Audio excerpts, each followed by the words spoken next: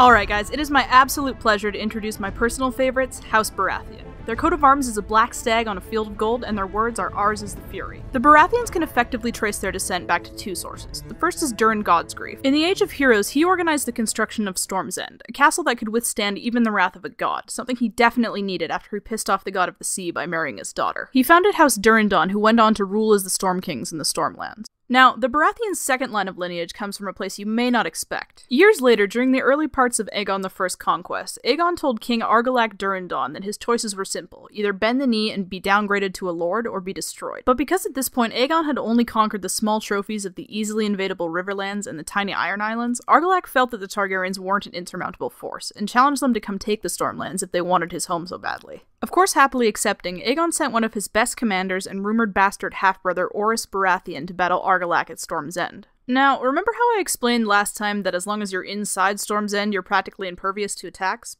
Well, it would seem that Argilac didn't watch my Stormlands video, because the first thing he did when he saw the Targaryen army coming was leave his fortress to fight Orys in open combat. Suffice to say that he was killed, and more than earned his moniker of Argilac the Arrogant. Orys Baratheon was given lordship over the Stormlands, and took Argilac's daughter Argela as his wife. Ostensibly because he was a bastard without his own title or coat of arms, Orys Baratheon adopted his wife's family sigil and motto, the Durrandon Black Stag and the words "Ours is the Fury." So, to summarize, the current-day Baratheons are both related to the native Stormkings of House Durrendon through the female line by Argilac's daughter, but with a little bit of Orys's Valyrian and possibly even Targaryen blood through the male line. Alright, with the Baratheon origins out of the way, let's move on to the Baratheon history we know and love, Robert's Rebellion. Robert Baratheon as a young man was all set to marry Lyanna Stark, Ned Stark's sister, but Rhaegar Targaryen, who was also an admirer of Lyanna, one day decided to kidnap her. After Lyanna's oldest brother Brandon and their father Rickard were brutally murdered trying to confront the Mad King Aerys for his son's crimes, the sanity and competence of the royal family was severely brought into question by all of the realm. Robert swore to remove the Targaryens from power at whatever the cost, and along with Ned Stark, Jon Arryn, and Hoster Tully, marched to war against them. Only after Robert won several important battles against the Loyalists did Prince Rhaegar finally appear to meet him at the Trident. Knee-deep in the river itself, Robert fought Rhaegar and killed him single-handedly, having swung his warhammer so hard into his chest that it knocked the rubies clean off of his armor. After King's Landing was sacked and the Mad King killed, Robert was crowned by right of conquest. However, the victory felt empty when he learned that Lyanna had died of an unknown circumstance. He took Cersei Lannister as his queen to ensure a financial relationship with the Lannisters, and he also took up a very hedonistic lifestyle during his rule. So, my favorite Baratheon.